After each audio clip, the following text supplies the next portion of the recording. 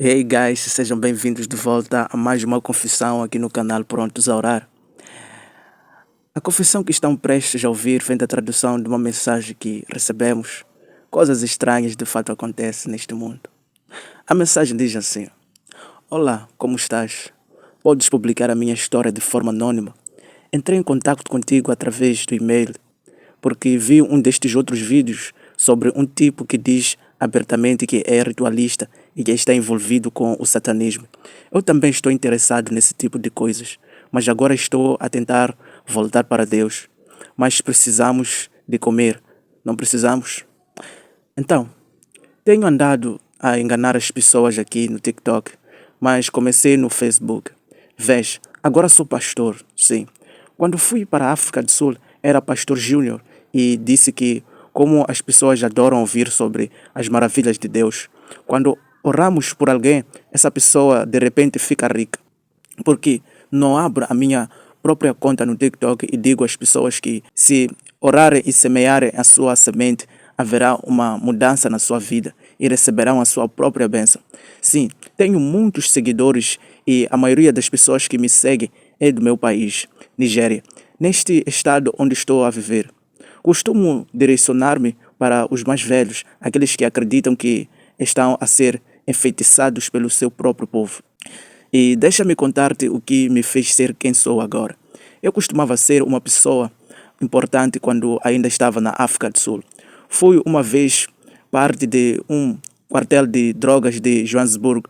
Estou a falar de um tipo de sindicato que não faz notícias, porque os jornalistas não voltariam a ver as suas casas se tentassem falar sobre esse tipo de gangues.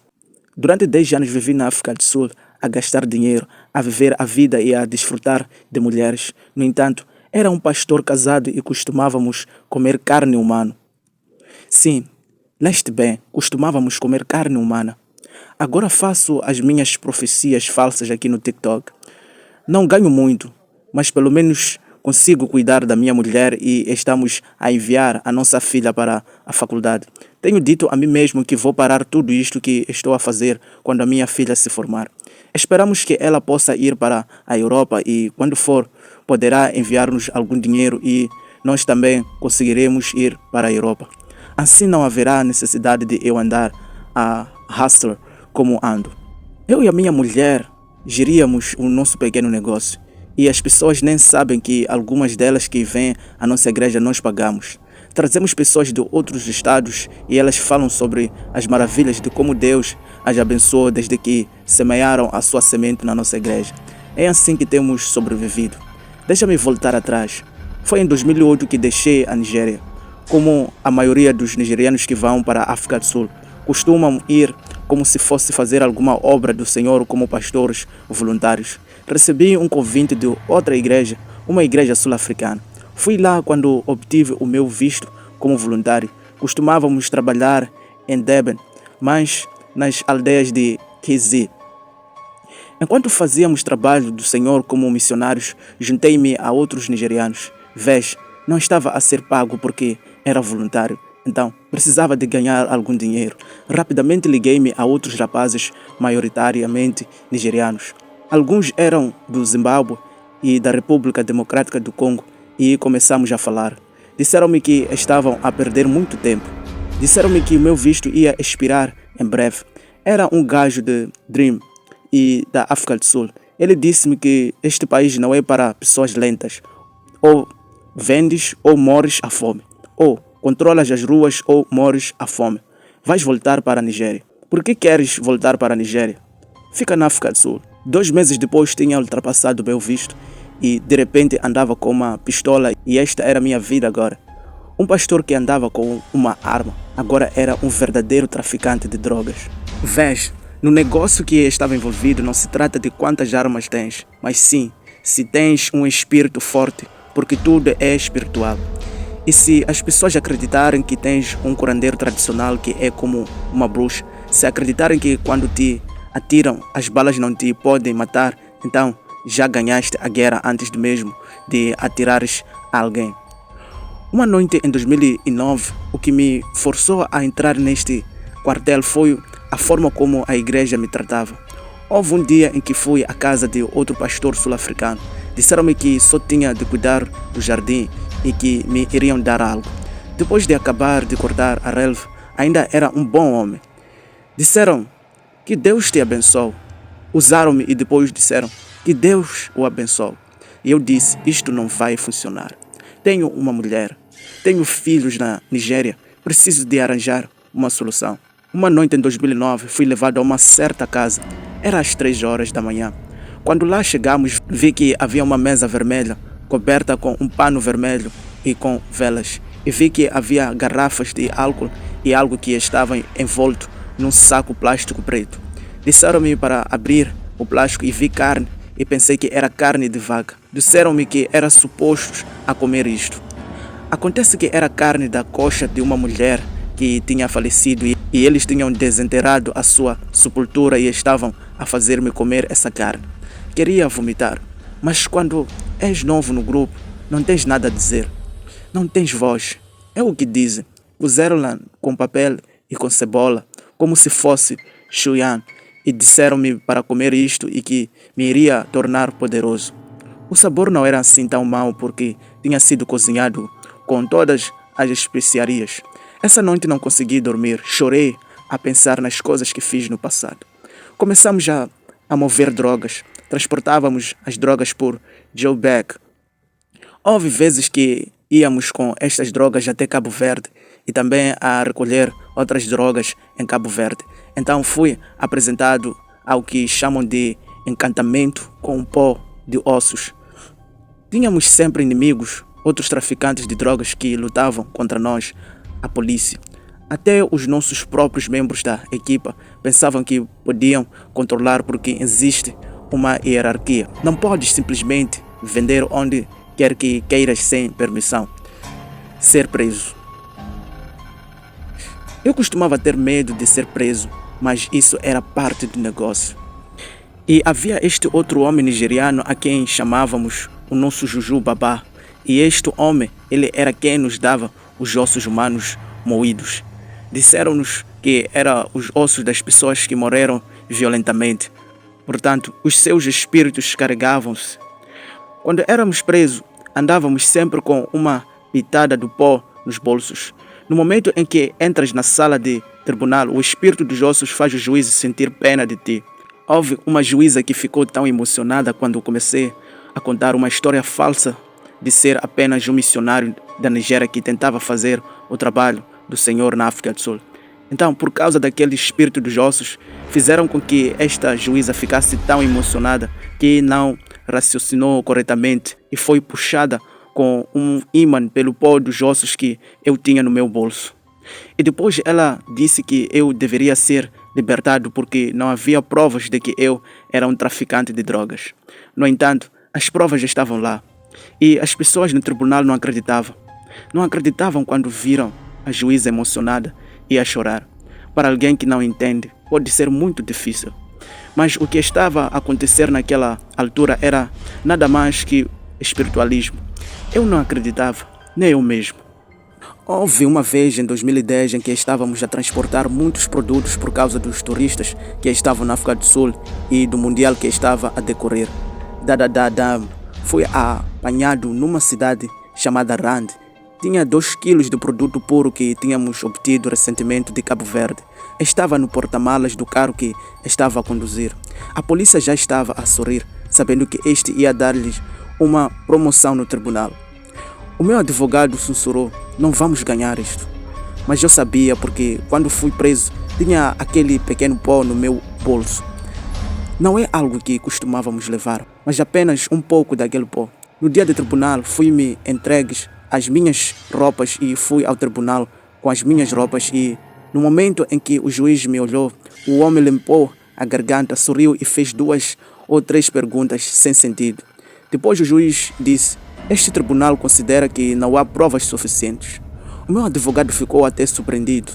Começou a rir. Eu sorri porque sabia que os ossos mortos tinham feito o seu trabalho.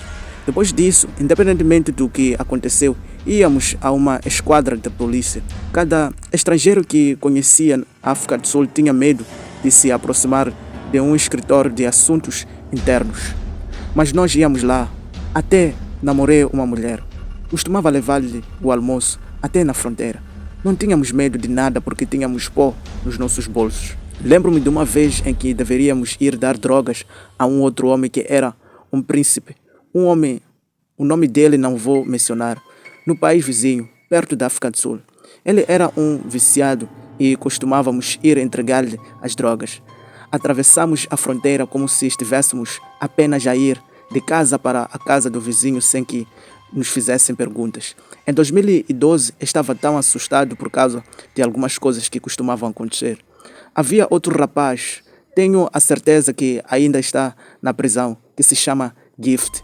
Esse homem tinha o espírito do diabo dentro dele. Ele não tinha medo de matar ninguém. Uma vez trouxe a língua de outro homem, de outra gangue que tinha matado, e cortou a língua dessa pessoa e trouxe-a como prova que, como tinha dito, ia matar aquele homem. Ele tinha conseguido.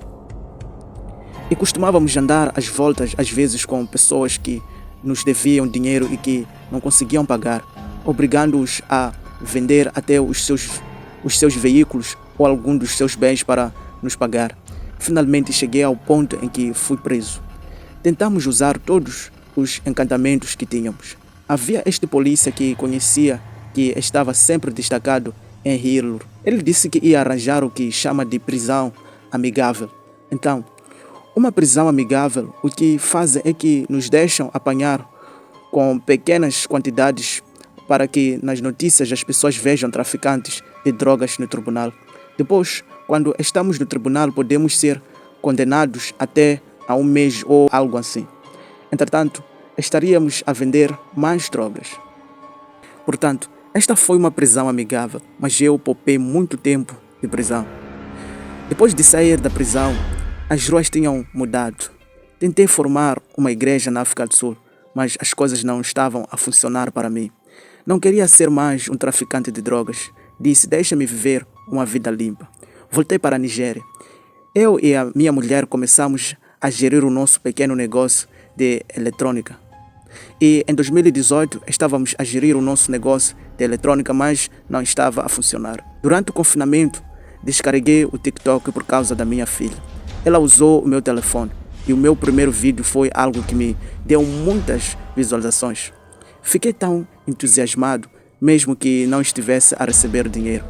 Tive 50.000 visualizações ao dizer às pessoas que se tocarem apenas na tela do meu telefone, o seu milagre vai vir até elas. As pessoas começaram a pedir orações privadas. Disse-lhes que para todos esses milagres chegarem até elas, tinham de semear uma semente. E algumas dessas pessoas eram principalmente do Ghana, Nigéria e de outras partes da África e do mundo. Fazíamos filas para ir a Western Union. O dinheiro começou a fluir todos os dias. Agora conseguia até comprar um fato novo e fazia curas falsas na minha igreja. E algumas dessas curas pago à pessoa e elas sabem que vamos fazer esses milagres na igreja. Não será mesmo como um culto ao vivo, mas sim atores que contrato para estarem na minha igreja, a mostrarem apenas uma parte da igreja onde muitas pessoas estão sentadas. Posso contratar cerca de 20 pessoas e podemos manipular o vídeo para fazer parecer que essas 20 pessoas são 100 ou mais. Um dos meus parentes é muito bom em edição de vídeos. Mesmo que cometamos erros, aprendemos com outros pastores falsos que foram apanhados a mentir em câmeras. Portanto, temos a certeza de que não cometemos os mesmos erros que eles. Editamos tudo e rever antes de publicar. E muitas pessoas vêm até a mim, assim para aqueles que me vão julgar. Por agora, esta é a minha forma de voltar a Cristo. Mas pelo caminho, sabes, tenho de comer. Tenho uma família que ainda precisa de cuidar. Para aqueles que vão dizer, por que não paras com o que estás a fazer? É pior do que ser traficante de drogas. Não é pior, é um pouco melhor. É muito melhor do que comer carne humana. Sinto que isto é muito melhor do que andar com pó de ossos de pessoas que teriam sido mortas e receber o seu pó. Sinto que consegui cuidar da minha família de uma forma limpa para aqueles que vêm até a mim para orações milagrosas. Onde está escrito na Bíblia que devemos pagar ao teu pastor para obter estes milagres? Essas pessoas são as que deves culpar porque não sabem nada sobre a sua própria Bíblia.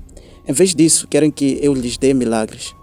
Querem que eu os ajude a conseguir um emprego. E depois tentei ser um verdadeiro pregador. Mesmo quando eu estava na África do Sul, vi que as pessoas não gostam de ouvir a verdade. Querem que lhes diga o que num dia Deus os pode abençoar e que podem tornar-se milionários apenas semeando na igreja. É assim que costumamos obter estes ossos humanos. Vês, havia aqueles que eram viciados em drogas que trabalhavam para nós, porque quando estávamos a vender drogas na rua, não éramos nós a vender. Eram alguns rapazes, alguns locais desempregados que estavam a empurrar as drogas para nós e nós pagávamos-lhes.